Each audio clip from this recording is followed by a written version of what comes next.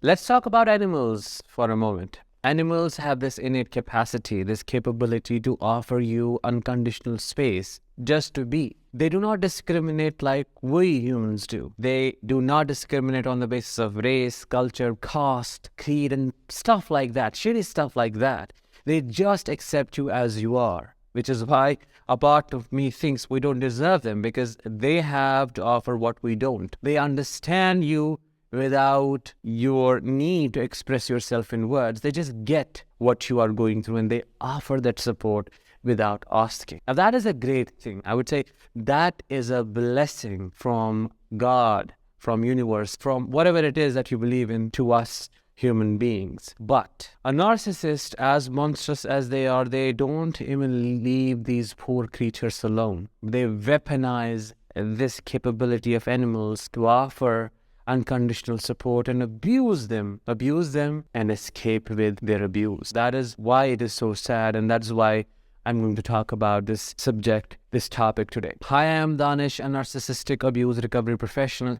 In today's episode, we're going to talk about how a narcissist treats pets, animals in general, and pets to be specific, how their relationship looks like with them, what do they do to your pets and to their pets, why do they do it, and how does that collectively impact you as a victim, as a survivor of their abuse. If that sounds interesting and you are eager to dive in with me, please make sure to subscribe by pressing the subscribe button and push the bell icon to stay updated, because your subscription to the channel helps spread the awareness about narcissistic abuse. Let's get started with the basic understanding. I'll not be going deeper into describing how a narcissist's personality works, because at this point I am assuming you already know that stuff. So I'll not be covering a lot of it, just one aspect. When we talk about narcissism, what is our focus? What are we talking about basically? We're talking about an individual who has turned into a parasite and preys on others, who is a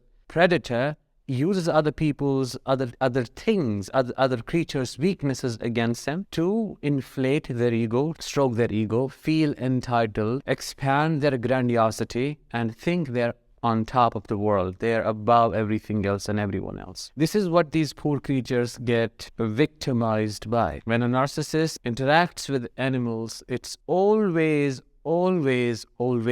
pervasive for the animal in one of the other ways. Now, there are two possibilities here when it comes to the relationship between the narcissist and a pet. Two things can possibly happen. One, the narcissist can create a bond with this animal that looks nauseating. I mean, from the narcissist side, animal is an animal. It's a sentient being. It offers what it has to offer. But the narcissist misuses that and weaponizes it. It creates a bond that is so immature, that it's non-human. That doesn't make sense. It lacks the care, the affection, the concern, and the love from the narcissist side. The narcissist may pretend to adore the pet, may pretend to put the pet, a dog, a cat, or whatever it is, on the pedestal only for one reason, and that is the pet enables their personality. The pet gives them a lot of adoration, seeks them, chases them, runs after them, listens to them, listens to their commands, obeys, conforms, does everything that a perfect and an ideal supply would do, that a narcissist would expect from an ideal supply, because the pet behaves exactly the way its owner demands. The picture of the animal that comes to my mind while we're talking about these dynamics is a dog. You can simply think of a dog, think of all the capabilities that a dog has, all the things that a dog has to offer, and how a narcissist can use that. Where it gets painful is when the pet deviates from the set path, because it's an animal. It doesn't know when to do what.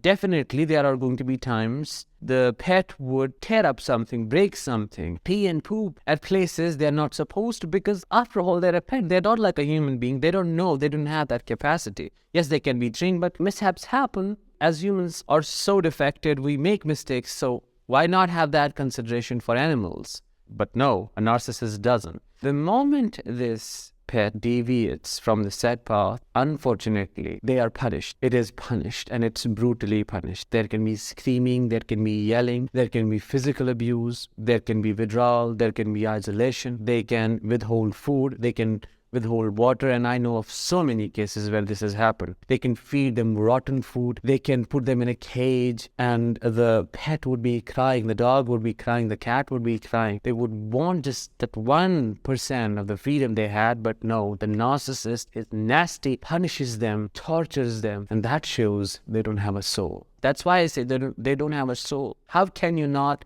have empathy for a poor creature who needs it, who seeks it? Why do you intentionally punish it just because it didn't do what you wanted it to do? How would it do when it doesn't have that capacity? That's why I say it's very immature. So the narcissist wants the chase, but of course doesn't want the difficulties, the issues that you face when you have a pet. When you get a pet, you have to be prepared for that. But no, the narcissist is quite tunneled in their perception, in their views, because they're quite rigid, and they expect this pet, this dog, this cat to behave a certain way. And the moment they don't, they're devalued and probably discarded as well. They might even put them down. They might send them to a shelter.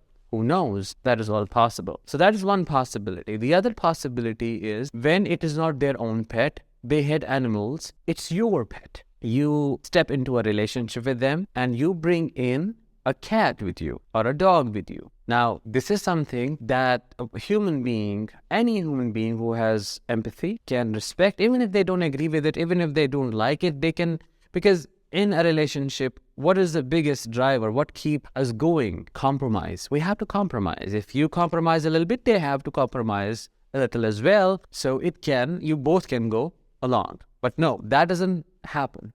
Unfortunately, and this is so painful to say, and this is soul shattering, they abuse your pet, and they brutally do so. There can be physical abuse, there can be torture. They would pressure you, abuse you, and want you to put this pet in the shelter because they're having an issue. They're having an allergy attack out of nowhere. They are having this problem and that problem, and this pet is not behaving correctly, and it's exactly like you, and you are an improper human being for having a dog, and you cannot have a cat. Cats are wild and cats are narcissistic. I mean, think of all the reasons, think of all the things they can say and do, and of course, all of that would happen. So ultimately, this poor cat, either I have heard of cases, and let me know if this is what you have experienced as well. I have heard of cases where the cat or the dog was killed by the narcissist, was killed, or the person whose pet it was, they were forced to put the pet in a shelter or put it down because they were left no other option. So